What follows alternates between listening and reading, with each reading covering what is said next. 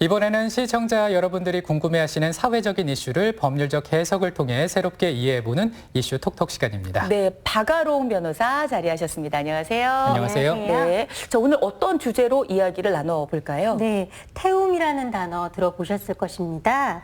선배 간호사가 후배에게 교육 등 명목으로 가하는 정신적, 육체적 괴롭힘을 가리키는 말인데요. 영혼이 재가 될 때까지 태운다라는 뜻이라고 하니 생명과 신체를 다루는 직업적 특성을 백분 고려한다고 하더라도 그저 직장 내 선후배 문화라고 치부하고 넘어가기엔 도를 많이 넘어선 감이 있습니다. 어렵게 들어간 직장을 그만두는 주된 이유 중 하나가 바로 상사의 괴롭힘이라고 하죠. 내일 7월 16일부터 직장 내 괴롭힘을 금지하는 내용의 근로기준법 근로기준법 개정안이 시행됩니다. 먼저 자료화면 보시죠. 통계에 따르면 우리나라 직장인 10명 중 6명 이상이 직장 내에서 괴롭힘 피해를 경험했다고 답변했습니다. 그동안 직장 내 폭력, 부당 노동 행위, 성희롱 등은 대응이 가능했지만 직장 내 괴롭힘은 마땅한 처벌 규정이 없어 대응하기 어려웠는데요. 직장 내 괴롭힘이 지속적으로 발생하면서 국회에서는 지난해 12월 직장 내 괴롭힘 방지법을 통과시켰고 7월 16일부터 본격적으로 시행됩니다. 이에 누구든지 직장 내 괴롭힘 발생 사실을 사용자에게 신고할 수 있고 법 시행으로 직장 내 낡은 조직 문화가 개선될 수 있을지 주목되고 있는데요. 오늘 이슈 톡톡 시간에는 직장 내 괴롭힘 방지법에 대해서 알아봅니다. 네, 사실 이 직장 생활을 해본 분들은 아시겠지만 업무가 어렵기도 하지만 더 직장 생활이 힘든 이유가 사람들의 관계 때문이다. 그렇죠. 이런 말씀을 또 많이 하시더라고요. 네, 그렇습니다. 그리고 말씀하시는 그 사람이란 주로 직장의 상급자인 경우가 많죠. 네. 2017년 한국노동연구원의 설문 결과 직장인 중 64.3%, 그리고 국가인권위원회의 조사 결과 73.3%가 직장 내 괴롭힘을 경험한 적이 있다라고 답변했습니다. 괴롭히는 상대방으로 가장 많이 꼽힌 항목이 직장 상사, 사수, 팀장이었습니다. 네.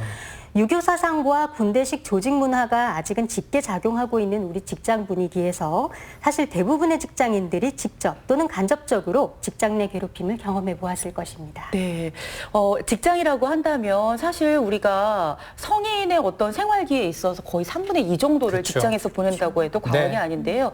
이런 직장에서 사람 때문에 갈등이 있다. 그것도 상사라 해서 함부로 할 수도 없고 그렇다고 직장을 옮길 수 있는 상황도 아니고 이러면 정말 괴로움이 더 커질 것 같거든요. 그렇죠. 네. 취업이 어려운 시대이고요. 이직을 시도한다고 하더라도 전 직장에서 짧게 근무한 경력이 또 약점이 될 수가 있겠고요. 어떤 분야에서는 오히려 피해자에게 좋지 않은 소문이 업계에 나기도 하는 등 상황이 생길 수 있기 때문에 피해자가 옴짝달싹 할 수 없는 경우가 꽤 있습니다. 네. 이 때문에 우울증, 공황장애 등의 정신적 피해를 입거나 우리가 잘 아는 항공사 임원 갑질의 경우처럼 신체적 피해가 동반되는 그런 경우도 있겠고요. 네. 결국은 이직의 어려움을 감수하고 원치 않는 퇴사에 이르는 일도 많습니다.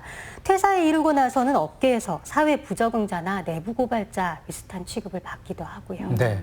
그래서 이제 이런 앞서 말씀하신 부분들의 어떤 문제를 방지하기 위해서 만든 것이 이번에 근로기준법 개정안이다 이 말씀이신 거죠? 네, 그렇습니다. 내일부터 시행될 근로기준법 개정안은 금지되는 직장 내 괴롭힘의 개념을 법률로 명시하고 그러한 행위가 발생했을 때 사용자가 해야 할 조치 등에 관해 정하고 있습니다.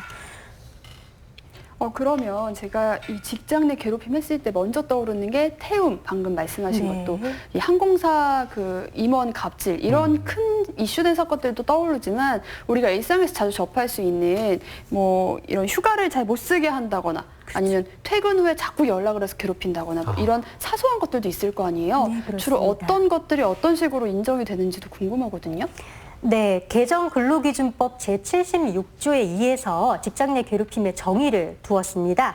사용자 또는 근로자가 직장에서의 지위 또는 관계 등의 우위를 이용해서 업무상 적정 범위를 넘어서 다른 근로자에게 신체적, 정신적 고통을 주거나 근무 환경을 악화시키는 행위입니다.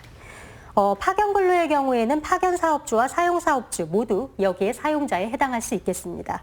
그래도 역시 추상적으로 그렇죠. 느껴지시죠?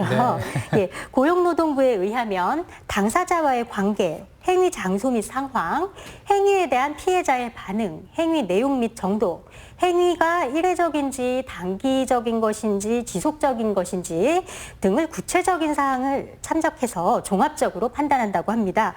그리고 문제된 행위를 피해자와 같은 처지에 있는 일반적이고도 평균적인 사람의 입장에서 바라보았을 때 신체적, 정신적 고통이나 근무 환경 악화가 발생할 수 있다라는 점이 인정이 되어야 하고요. 네. 물론 실제로 그러한 결과가 발생해야 합니다. 네, 지금 이제 직장에서의 지위 또는 관계 등의 우위를 이용한다고 하셨는데 사실 우리가 이렇게 직장 내에서 태움 문화가 있다 이런 단어를 쓸 정도라면 상하 관계여야 된다고 생각을 하는데 네. 이 밖에도 또 다른 데에 직장 내 괴롭힘이라는 게 있단 네. 말씀인 거죠? 네, 상하관계가 아니라도 이제 네. 먼저 이제 지휘 부분 살펴보겠습니다.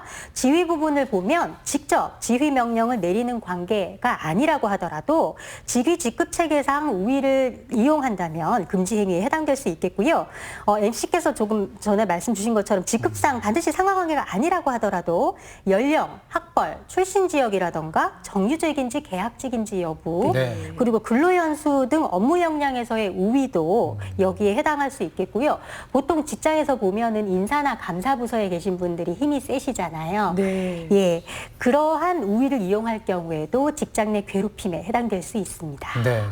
그러니까 이제 업무상 적정 범위를 넘어서 괴롭히는 행위라고 말씀을 하셨는데 그렇다면 구체적으로 어떤 행동들이 직장 내 괴롭힘에 해당이 되는 겁니까? 직간접적인 폭행 및 협박, 그러니까 직접적으로 때린다던가 아니면 기물을 파손하면서 화를 낸다던가 하는 행위가 있겠고요. 폭언, 욕설, 험담 등 언어적인 행위도 범위에 들어갑니다. 네. 상사가 부하 직원에게 지속적이고 반복적으로 폭언이나 욕설을 일삼는 경우를 사실 저희가 주변에서 심심찮게 볼 수 있잖아요. 예, 그리고 인간관계에서 용인될 수 있는 정도를 넘어서 개인적인 심부름을 시키는 행위도 있겠습니다. 예를 들면 저는 상관이 해외여행을 떠나면서 부하 직원에게 그 상관 본인의 집에 나중에 중간중간 찾아가서 화분에 물을 주라. 아이고. 고 지시하는 경우를 제가 옆에서 직접 보기도 했었어요. 심각하네요. 네. 그리고 네. 예, 집단 따돌림이나 업무 수행 과정에서 의도적으로 무시하거나 배제시키는 행위, 불가피한 사정이 없음에도 통상 3, 4일은 걸리는 업무를 하루 만에 다 해오라라고 지시하는 행위 등도 있겠습니다. 근데 이게 좀 궁금한 게 이름이 직장 내 괴롭힘이잖아요. 그렇죠. 그러면 나중에 뭐 문제가 생겼을 때 나는 직장 내에서 괴롭히지 않았다. 직장 밖에서 괴롭혔다. 뭐 이런 식으로 얘기할 수도 있을 것 같아서 네. 장소에 대한 명확한 기준도 좀 듣고 싶어요. 다 어떤가요? 똑같은 거 아닌가요? 다른가요? 다르면 진짜 안 될 것 같은데 네. 이상한데? 예, 이게 이제 직장 내 성희롱과 직장 내 괴롭힘 개념을 이제 같이 장소적 개념 지금 조금 후에 말씀드릴 걸로 같이 생각하시면 될 것 같은데요. 반드시 업무 장소인 직장 안만은 아닙니다. 그쵸. 아니고 외근이나 출장 장소, 회식, 기타 기업 행사 현장 등은 당연히 포함이 되겠고요. 직장 내 괴롭힘도 될 수 있고 직장 내 성희롱도 될 수 있는 사안으로 제가 보았던 사안인데요. 회식을 마치고 식당 앞에 나와 있는 부하 직원에게 이제 회식 비용을 결제하고 상사가 나왔어요. 나와가지고 이제 성적 수치심을 일으킬 만한 발언을 하신 거죠. 이제 이런 경우에 장소적으로 직장 밖이라서 그리고 회식도 끝났으니까 성희롱이 아니지 않느냐라는 의문을 제기한 분들이 계셨는데요. 비용 결제를 마치고 식당을 나왔다고 해서 회식이 끝난 게 아니죠. 정상적으로 인사를 마치고 모두 헤어져야만 업무가 끝나는 것이기 때문에 해당 경우에는 직장 내 성희롱에 해당하는 것이 맞습니다. 네. 그리고 요즘은 사내 메신저를 통해서 의사소통을 많이 하고 SNS를 통해 퇴근 후에 업무상 연락을 한다거나 아니면 집에 이미 들어가 있는데 다시 불러낸다거나 하는 경우도 많잖아요. 이러한 온라인 공간도 당연히 업무 장소에 해당됩니다. 네. 네. 예, 지금 직장 내 괴롭힘에 대해서 부하 직원이 이런 거 다 알아뒀다가 문제 삼아야지라고 들으시는 분들도 계시겠지만 상사 입장에서도 혹시 나도 모르게 챙겨보죠. 이 조항에 또 이게 네.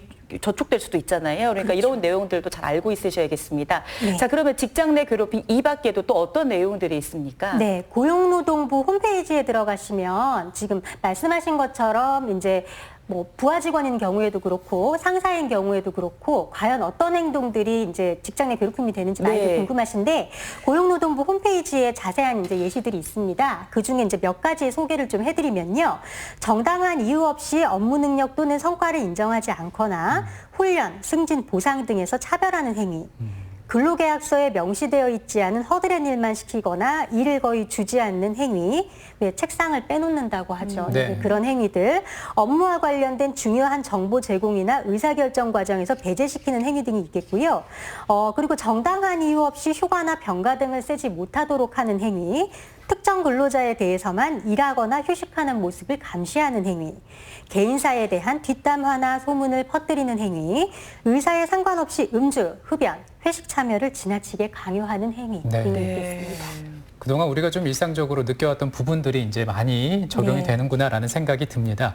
그렇다면 이번 근로기준법 개정안은 직장 내 괴롭힘에 대해서 사용자가 어떤 의무를 가지도록 하고 있습니까? 네, 사용자는 예방과 대응 방안이 포함된 취업 규칙을 새로이 작성하거나 변경해야 하고요. 네.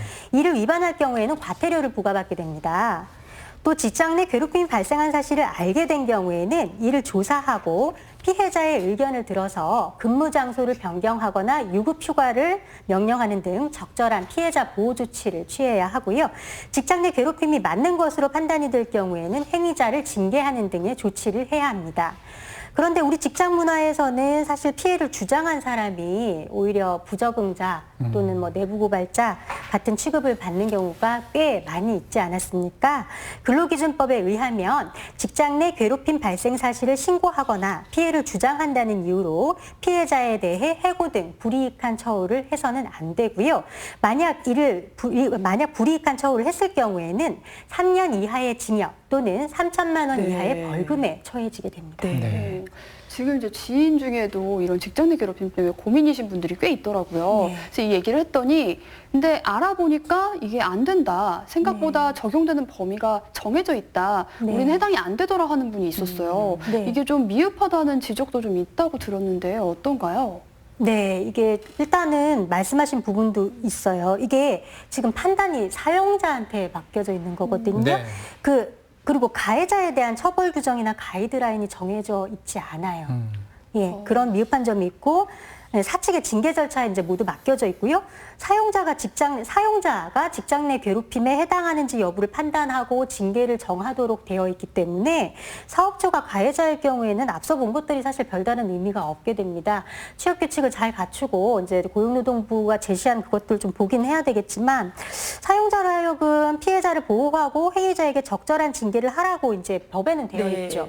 그렇게 개정을 해놓았으면서도 이를 위반한 경우에 대한 제재 규정을 넣어놓지 않았기 때문에 취업 규칙 아무리 잘 정해져 있다고 하더라도 사업주가 취업 규칙에 따라 성실하게 대처할 것을 법적으로 강제할 방법이 지금 없습니다. 아, 또 그런 사각지대가 있군요. 네. 자, 그렇다면 이제 근로기준법에서 정하고 있는 직장 내 괴롭힘의 어떤 절차라든가 형사상 절차는 어떻게 이루어지는지 살펴보도록 하겠습니다. 지금 과정은 어떻습니까? 일단은 직장 내 괴롭힘에 대해서는 뭐 신고가 이루어지면은 거기에 대해서 조사를 하고 조사하는 과정에서 피해자가 힘들면 안 되기 때문에 피해자 보호 조치를 먼저 해놓고요. 그리고 그러니까 조사를 다 하고 마지막 결론이 나오면 이제 행위자에 대해서 징계를 해야 되겠는데 네. 그러한 절차는 사내의 절차입니다. 그래서 형사 절차랑은 별도예요. 앞서 저희가 말씀드린 그런 뭐 직장 내 괴롭힘 사례 중에 상해나 폭행, 명예훼손, 모욕, 강요죄 등 형사범죄에 해당하는 것들이 또 있을 수 있지 않겠습니까? 예, 이러한 행위에 대해서는 이제 사측의 그런 절차랑 별도로 형사 절차를 진행하실 수 있으세요. 따라서 피해자의 신고나 고소 등을 통해서 가해자가 따로 수사나 재판을 받을 수 있고요. 이러한 형사 절차와 회사 내부 절차는 서로의 경과나 결과가 유력한 증거로 작용할 수 있는 관계에 있을 뿐 그 외에는 직접적 영향을 서로 끼치지 않습니다. 네. 사실 뭐 실효성 측면에서 좀 의문이 드는 부분도 있다라는 의견도 있습니다만 네. 법이 이제 직장 내 괴롭힘에 대해서 제재를 시작했다라는 게 큰 의미로 바라볼 수 있는 점이 아닌가 싶습니다. 마지막으로 정리 말씀해 주실까요? 네. 근로기준법에서 직장 내 괴롭힘의 개념을 정하고 이것이 법으로 금지되는 행위임을 명백하게 했다. 라는 점이 큰 걸음을 한번 내딛었다라고 먼저 볼 수 있겠죠. 괴롭힘의 유형과 범위에 관해서 고용노동부가 여러 가지 기준과 예시를 제시하고 있음에도 불구하고 여전히 지금 저희가 함께 살펴본 것처럼 그 개념과 범위가 모호하고 잘 와닿지 않는 부분들이 있기는 합니다. 이러한 점들은 앞으로 법원과 고용노동부에서 사례를 해결하는 과정에서 보다 구체화될 수 있을 것으로 생각이 됩니다. 앞으로 사용자의 피해자 보호와 징계 조치 의무를 법적으로 강제하는 방향으로 법을 강화해 나감으로써 근로자의 인권, 근로에 관한 권리를 보다 두텁게 보호해 나가야 할 것입니다. 네. 직장 내 괴롭힘 방지법이 이제 시행이 되고요. 그리고 이제 잘 정착해서 무언가 실효성을 또 거둘 수 있는 날까지 우리가 최선의 노력을 다해야 되지 않을까라는 생각 드네요. 네, 오늘 이슈 토톡 시간에는 직장 내 괴롭힘 방지법에 대해서 살펴봤습니다. 네. 박아롱 변호사와 함께하셨습니다. 고맙습니다. 감사합니다. 네, 최윤희 버터 고생 많았습니다. 네, 수고하셨습니다. 자, 이번에는요, 오늘 월요일인데요. 우리 지역에 또 다른 어떤 행사들이 있는지 정리해 보도록 하겠습니다. 농업인대학 농촌 여성 리더학과 교육이 영동군 농업기술센터에서 오전 9시에 시작합니다. 새마을배 사랑의 점심 나누기 행사가 음성군의 소이면 행정복지센터에서 오전 11시부터 진행됩니다. 생생문화재 사업 유어 옥천 유어 문화재 행사가 옥천군 조헌 묘소 일원에서 오전 9시에 시작합니다.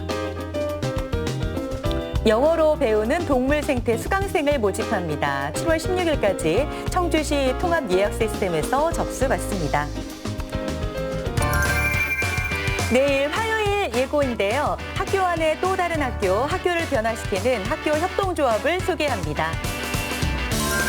두 번째 소식은 남도 여행 버킷리스트 화순군으로 함께 떠나보고요.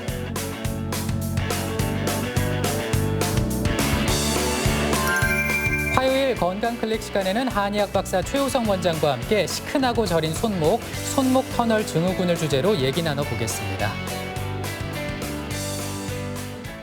네, 장마가 오는가 싶었는데 장마가 이제 끝나고요. 네. 그리고 무더위가 시작될 것 같습니다.